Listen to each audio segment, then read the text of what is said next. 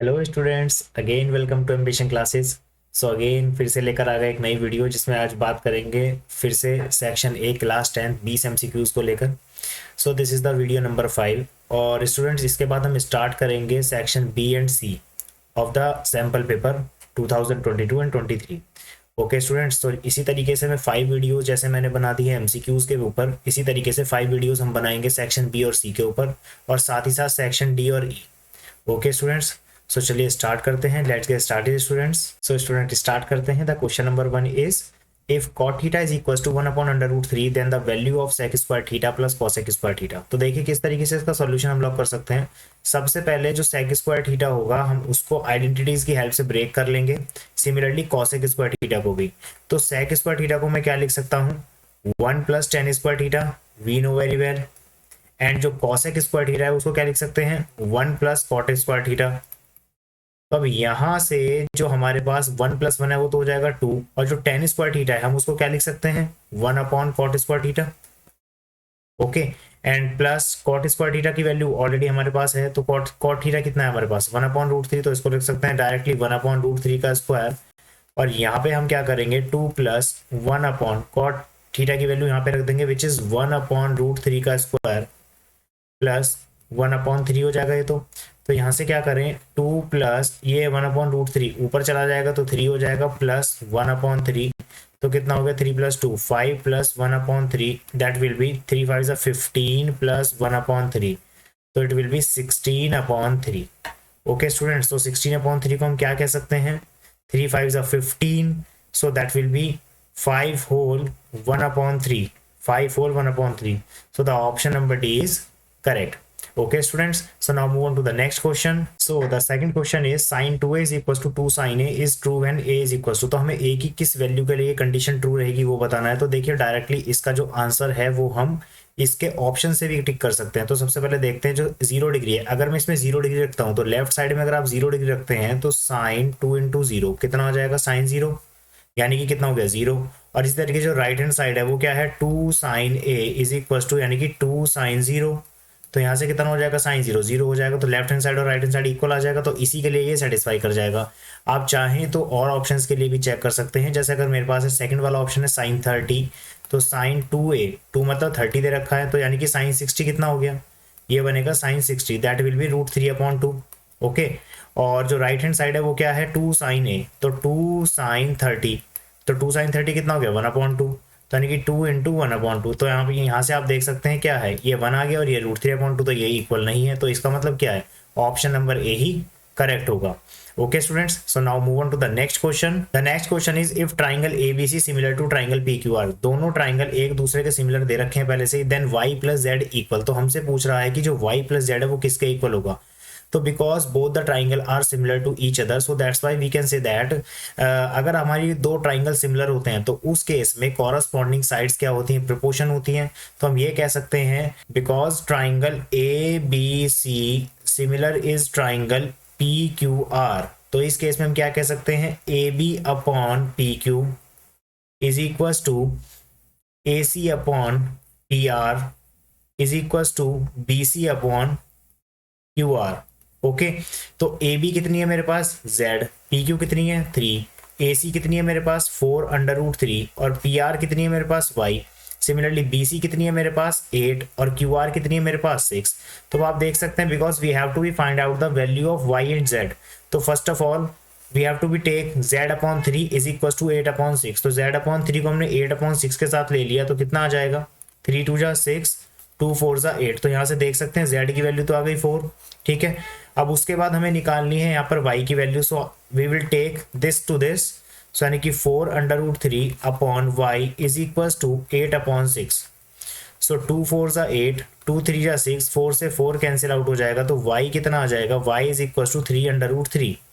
So now we have to be calculated the value of y plus z, so the value of y will be 3√3 and the value of z will be 4, so the answer will be 3√3 plus 4, that the option number B is correct.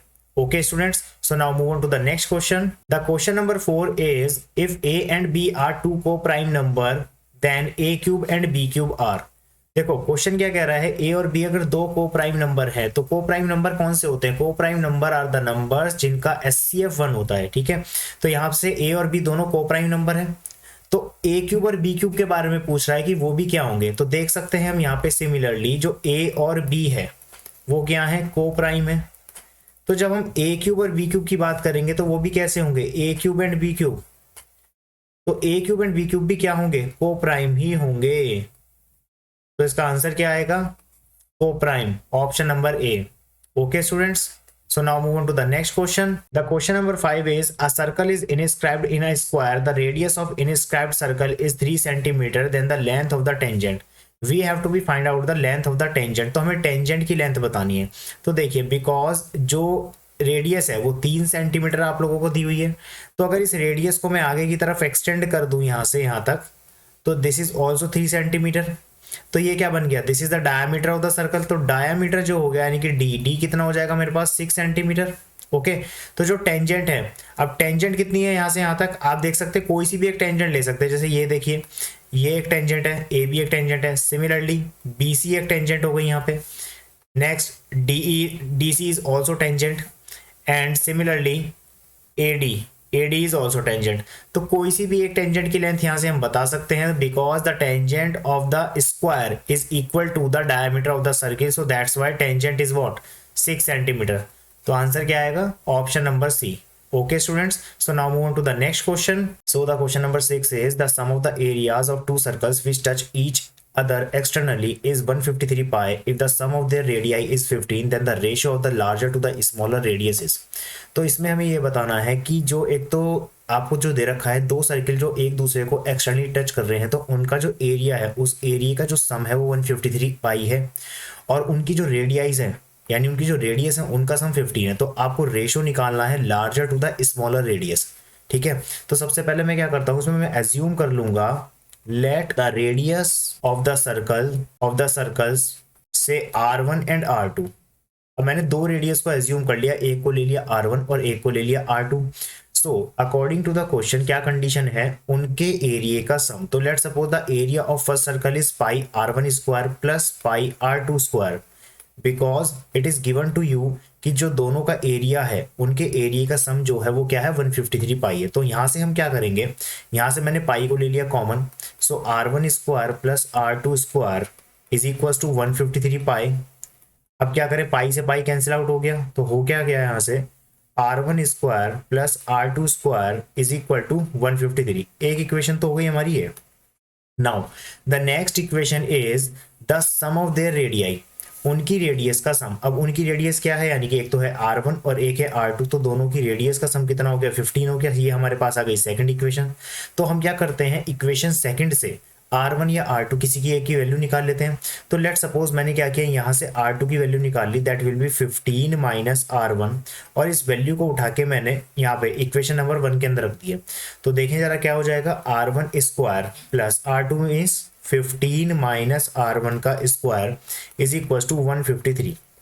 So here it is R1 square plus a minus b का whole square लगाते हैं, a square which is 225 plus R1 square minus 30 R1 is equal to 153।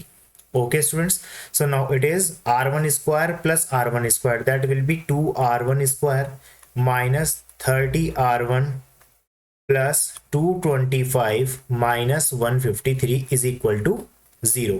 तो करते हैं solve जरा आगे की तरफ। तो ये हो जाएगा 2R1 square minus 30R1 plus 225 minus 153। तो कितना बचेगा देखते हैं जरा, 5 में से 3 जाके 2 बच गया, और यहाँ पे 12 में से 5 जाके 7, 72 इज equal to 0। So now we can take 2 as a common which is R1 square minus 15R1 plus 36 is equal to 0। So 2 यहाँ से 0 में चले जाएगा, तो इक्वेशन क्या हो गई, R1 square minus 15R1 plus 36 is equal to 0। तो अब देखिए जरा क्या हो गया, 36 बन जा 36, तो मिडिल टर्म स्प्लिट करनी है, तो मिडिल टर्म स्प्लिट क्या आ जाएगा, 12 3 जा 36। सो simply we can say R1 square minus 12 plus 3 R1 plus 36 is equal to 0। So the next is, अब यहां से देखते हैं जरा, R1 square minus 12R1 minus 3R1 plus 36 is equals to 0। दोनों में मैंने स्टार्टिंग में क्या किया, R1 को कॉमन ले लिया तो R1 माइनस 12 आ जाएगा, और माइनस इसमें 3 कॉमन लिया तो R1 माइनस 12 आ गया।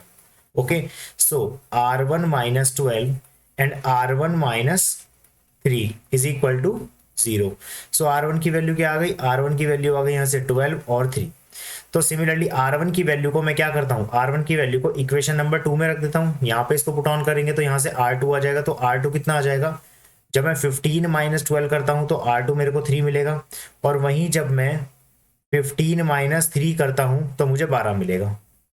ओके, सो अब हमें यहाँ से पता लग चुका है, because it will ask about the ratio of the larger to the smaller radius. So अगर मैं यहाँ पे लार्जर, अगर मैं R1 को लार्जर ले रहा हूँ तो दैट विल बी 12, और जो R2 है उसमें क्या आएगी, 3 आएगी, क्योंकि 12 रखने से 3 आ रही है। तो R1 रेशियो R2 अगर हम निकालते हैं तो that will B 12/3 which is 4:1। So again, if I'm taking the R2 upon R1, because if I'm taking the R2 is greater, so R2 is 12 and the R1 is 3, so that's why again the ratio will be 4:1। तो आप देख सकते हैं दोनों ही condition से जो ratio आएगा वो सेम आएगा। So the option will be A is correct। Okay students, so now move on to the next question, question number 7। The question number 7 is, in the formula x bar is equals to a plus summation of fi di upon summation of fi for finding the mean of group data, di's are the deviations from a of lower limit of the class, upper limit of the classes, midpoint of the classes and frequencies of the class marks। सो बेटा basically इसमें आपको करना क्या है, सबसे पहले हमें ये बताना है कि जो ए है ना, यहाँ पे जो डेविएशंस है, D I's are the deviations from A, ठीक है। तो अब हमें ये बताना है कि जो वो lower limit of the classes होगा, upper limit of the classes होगा, mid point of the classes होगा। तो we know very well this is the mid point of the classes. Okay student, this is the option C is correct। So now move on to the next question। The question number 8 is, O is the center of the circle of radius 5 centimeter। The chord AB subtend an angle of 60 degree at the center। Area of the shaded portion is equal to the approximately। So listen to me carefully। इसमें क्या करना है कि देखिए, जब भी आपको centre से बना हुआ एंगल 60 डिग्री मिलेगा तो बाय डिफॉल्ट ये दोनों एंगल भी 60-60 के हो जाएंगे। तो जिससे ये जो ट्राइंगल है, ये जो ट्राइंगल है, ट्राइंगल कैसा हो जाएगा, इक्विलेटरल ट्राइंगल हो जाएगा। अब अगर ये इक्विलेटरल ट्राइंगल हो गया तो इक्विलेटरल ट्राइंगल में मुझे ये पता है कि उसकी तीनों साइड इक्वल होंगी। तो अब इसकी रेडियस 5 दे रखी है, तो इसका मतलब जो कोड है, कोड की लेंथ क्या आ गई, 5 सेंटीमीटर।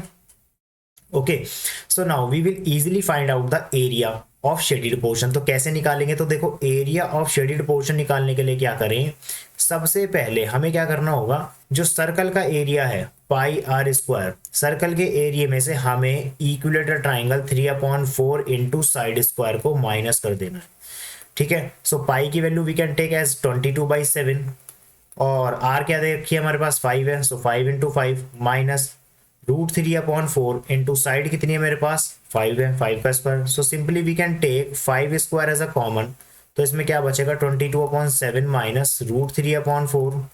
ओके, सो यहाँ से क्या करें, this is 25 we can write. तो यहाँ से इसका एलसीएम ले लेते हैं, 7 4 28, 88 माइनस ये कितना हो गया, 7√3।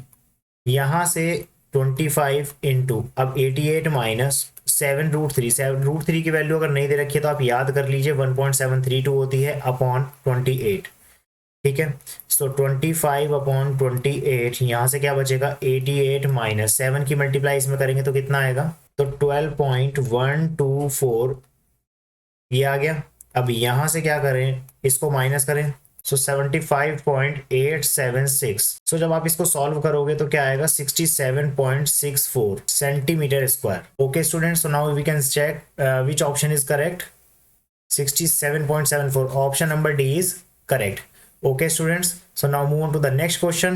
So the question number 9 is, the times in seconds taken by 130 athletes to run a 200-meter race are tabulated below। आपको पहले से ही सारा डेटा दिया हुआ है कि जो 130 एथलीट्स हैं वो रन कर रहे हैं 200 मीटर रेस को, जो उसमें डेटा आपको दिया हुआ है। पूछ क्या रहा है, the number of athletes who completed the race is less than 19 second.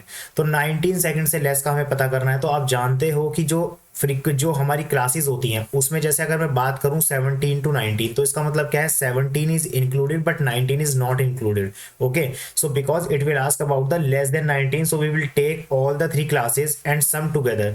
So 30 + 20 + 25 that will be 75। 30 plus 20, 50, 50 plus 25 is 75. So the option number B is correct. Okay students, so now move on to the next question. The question number 10 is SCF of this and this. ये तो बिल्कुल ही simple है, इसमें आपको SCF निकालना है, तो आप देख सकते हैं जो SCF हमारा आएगा वो किस तरीके से निकाल सकते हैं. It will be 2 into 2 into 2 into 3 into 3 into 5. तो मैं इसको थोड़ा सा सेपरेट करके लिख रहा हूँ सो दैट कि हम इजीली उसका SCF निकाल पाएं. ठीक है, सेकंड वाले को मैंने किस तरीके से लिखा, सेकंड वाले को आप देख सकते हैं 2 into 2 into 3 into 3 into 3 into 5 into 5. और जो थर्ड वाला है उसको मैंने यहाँ पे लिख दिया, that will B 2 into 2 into 2 into 2 into 3 into 5 into 5 into 5 and into 7.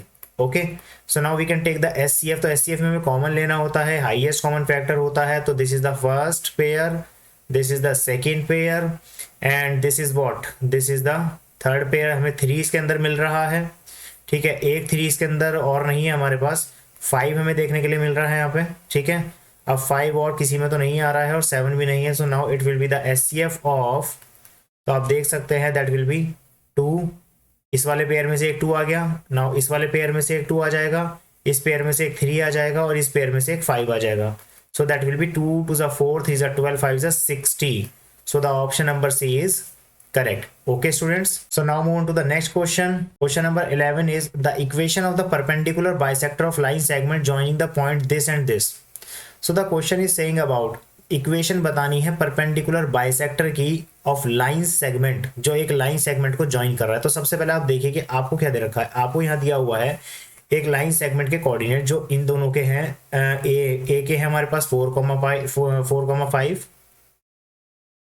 और जो बी के दे रखे हैं आपको -2,3 दे रखे हैं. अब क्या रहा है, the equation of the perpendicular bisector. आप इस पे फोकस करेंगे. What is this, this is the perpendicular bisector. अगर परपेंडिकुलर है तो 90 डिग्री फॉर्म करेगा और बाइसेक्टर है तो दैट मीन्स कि वो उस लाइन को 2 इक्वल पार्ट में डिवाइड करेगा. तो इसका मतलब क्या हो गया, कहीं ना कहीं एक परपेंडिकुलर बाइसेक्टर ये मैंने बना लिया है. Let's suppose this is C and D. तो अब ये जो परपेंडिकुलर बाइसेक्टर है, तो क्योंकि ये बाइसेक्टर है तो इसका मतलब यहां से लेके यहां तक की डिस्टेंस और यहां से लेके यहां तक की डिस्टेंस इक्वल हो गई. ओके, तो अब इसका मतलब ये है जब AC इक्वल है BC के, तो इस परपेंडिकुलर बाइसेक्टर पे जितने भी पॉइंट होंगे वो सारे के सारे A से और B से इक्वल डिस्टेंस पे होंगे. सो let's suppose I am talking about this point D. तो ये जो A से लेके D तक का पॉइंट है और जो D से लेके B तक का पॉइंट है, ये दोनों पॉइंट की जो बीच की डिस्टेंस है वो इक्वल होगी. So let's suppose I am saying the coordinate of D will be X and Y.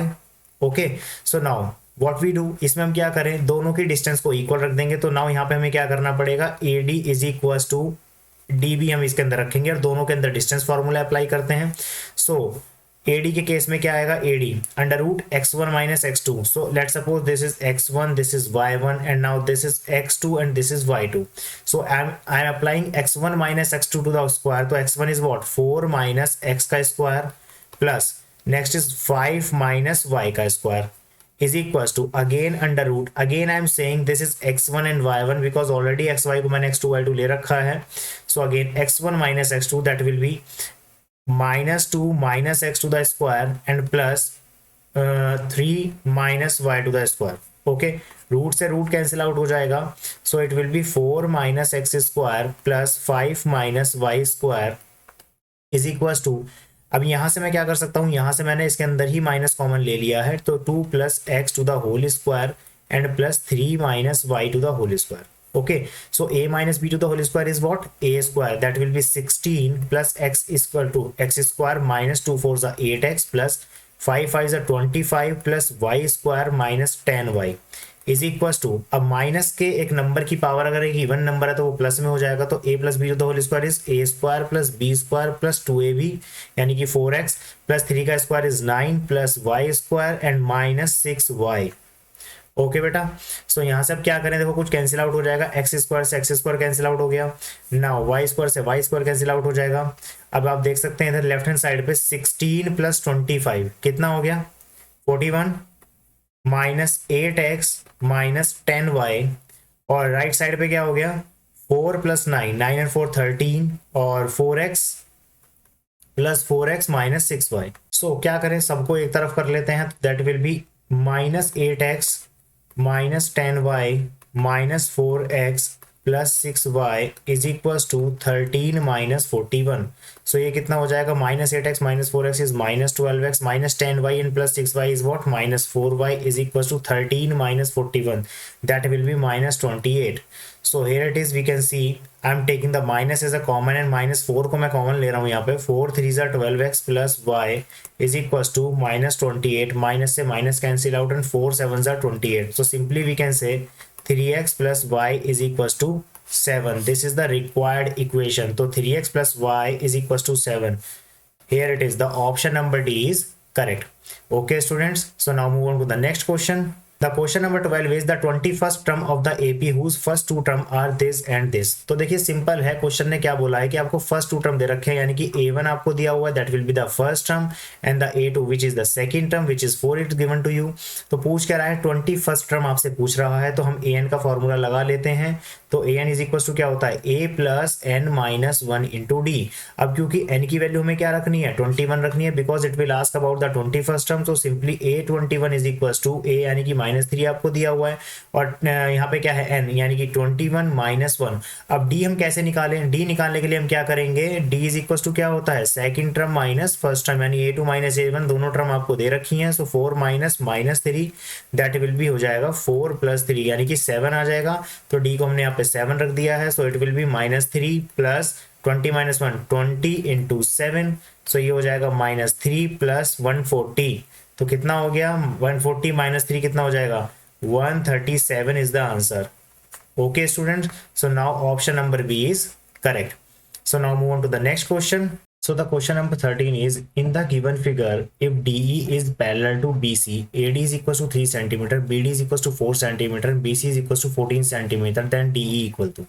तो हमें DE के बारे में बात करनी है कि DE की वैल्यू क्या होगी। तो देखिए सबसे पहले आपको AD इसमें दी हुई है, that will be 3 centimetre, B D इसमें आपको दे रखी है, that will be 4 centimetre, and B C इसके अंदर आपको दे रखी है, that will be 14 centimetre. So you have to be calculated the D. तो हमें डी के बारे में बात करनी है। सो देखते हैं, सबसे पहले हम क्या करेंगे, दोनों ट्राइंगलों को मुझे सिमिलर दिखाना पड़ेगा। अब कौन कौन से ट्राइंगल की बात करेंगे, देखिए जो सबसे वाले छोटा ट्राइंगल है, ये वाला जो ए डी वाला ट्राइंगल है, हम इसके बारे में लेके चलेंगे एक तो, ठीक है। और उसके बाद जो बड़ा ट्राइंगल है ए बी सी, इसको, इन दोनों ट्राइंगलों को हम सिमिलर दिखाएंगे। तो आप देख सकते हैं दोनों के अंदर जो एंगल ए है वो तो कॉमन आ रहा है, और एंगल डी जो है वो एंगल बी के इक्वल हो जाएगा।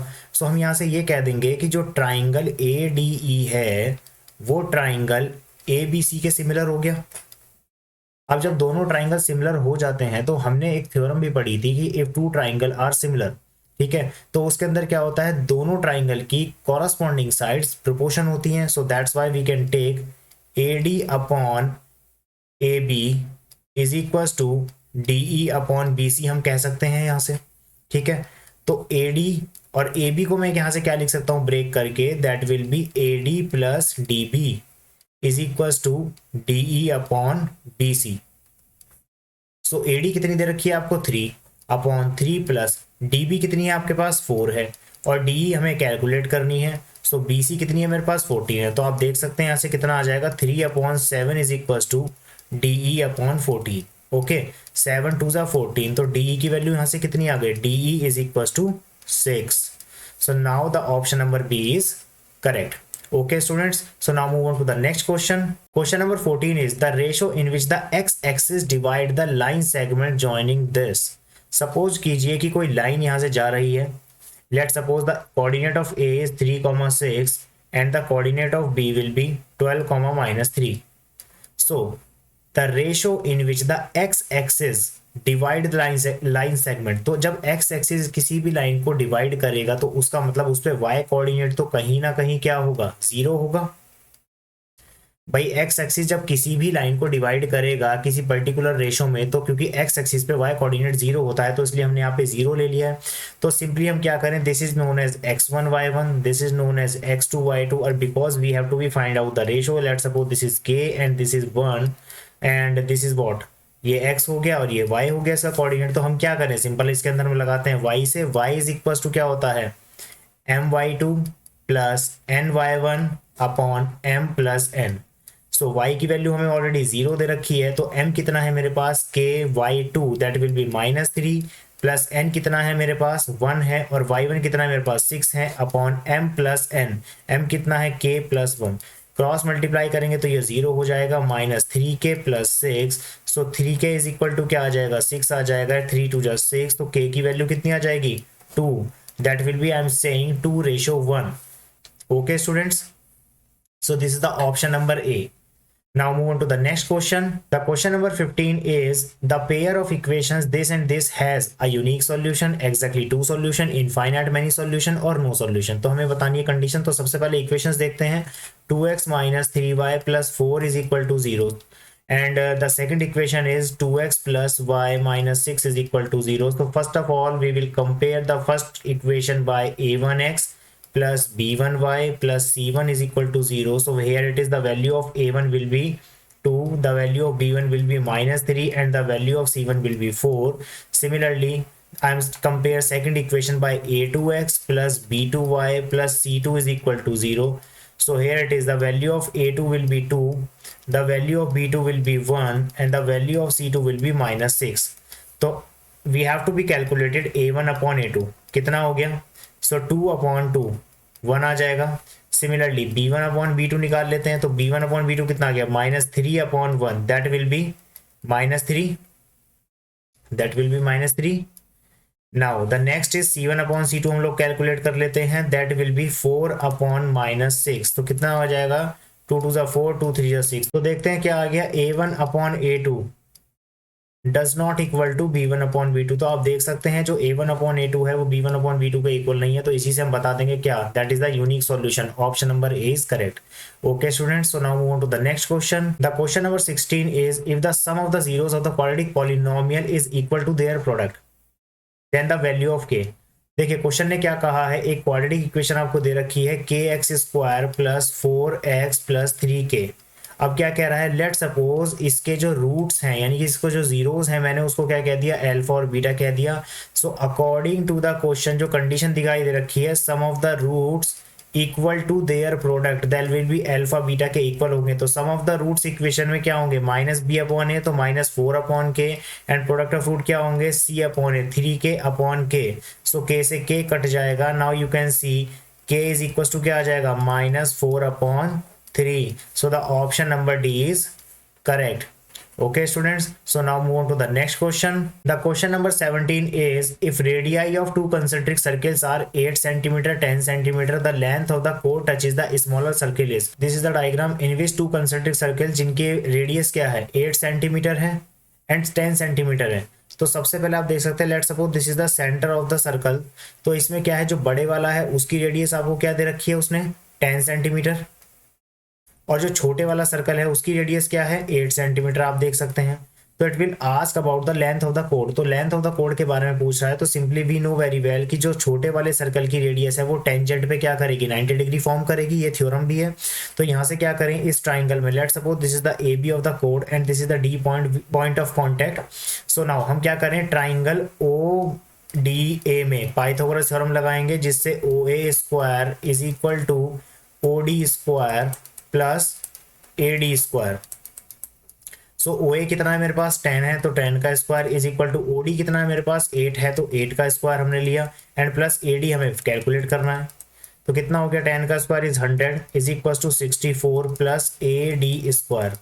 तो यहाँ से 100 - 64 कितना हो जाएगा, 36 इज इक्वल टू AD², और 36 को लिख सकते हैं 6². तो यहाँ से आप देख सकते हैं जो AD आपके पास आ चुकी है that will be 6, and we know very well that जो AB होगी वो क्या होगी, डबल ऑफ AD हो जाएगी. तो इसका मतलब कितना हो गया, 2 × 6 इज इक्वल टू 12. तो 12 centimetre is the answer. So the option number D is correct.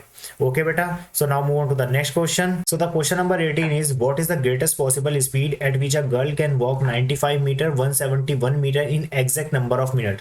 So what we do in this question.